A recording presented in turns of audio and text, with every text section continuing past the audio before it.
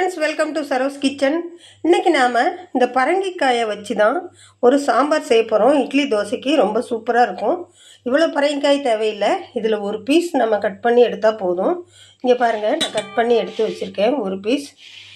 இதில் ஒரு 10 சின்ன வெங்காயம், ஒரு 5-6 பூண்டு பல், ஒரு 2 கத்திரிக்காய், 2 தக்காளி, 2 பச்சை மிளகாய், கொஞ்சம் கருவேப்பிலை.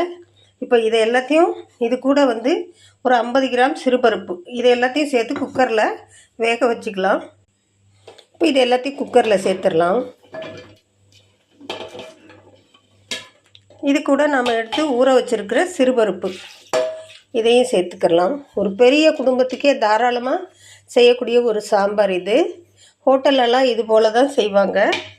இதில் ஒரு அரை டீஸ்பூன் மஞ்சள்தூள் சேர்த்துக்கலாம். ஒரு டீஸ்பூன் எண்ணெய் சேர்த்துக்கலாம். அது கூடவே தேவையான அளவுக்கு சால்ட்டு. குக்கரை மூடி ஒரு 5 விசில் விட்டு எடுத்துக்கலாம். இப்போ குக்கரை ஓப்பன் பண்ணிட்டு பார்க்குறேன். பாருங்கள், காயெல்லாம் நல்லா வெந்துருச்சு. இதை சும்மா கொஞ்சம் மத்து வச்சு மசிச்சு எடுத்துக்கலாம்.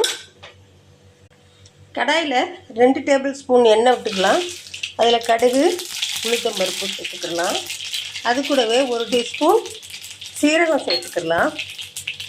இப்போ அது சீரகம் பொரிஞ்சு விட்டு 10 சின்ன வெங்காயம், ஒரு 4 பூண்டு, இப்போ இதை வதக்கி விட்டுக்கலாம்.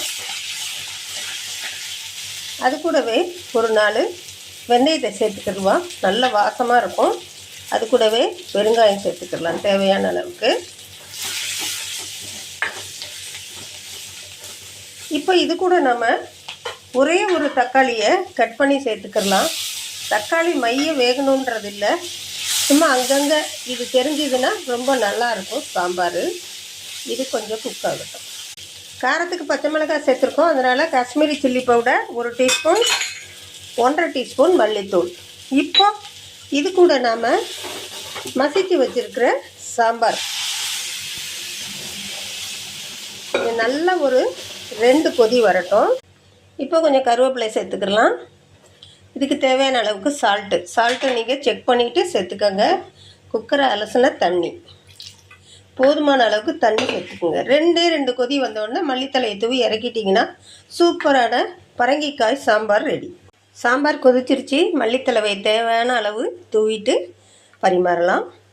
வீடியோ பிடிச்சிருச்சுன்னா லைக் பண்ணுங்கள், ஃப்ரெண்ட்ஸ் அண்ட் ஃபேமிலிக்கு ஷேர் பண்ணுங்கள், கமெண்ட் பண்ணுங்கள், சப்ஸ்கிரைப் பண்ணுங்கள். தேங்க்யூ.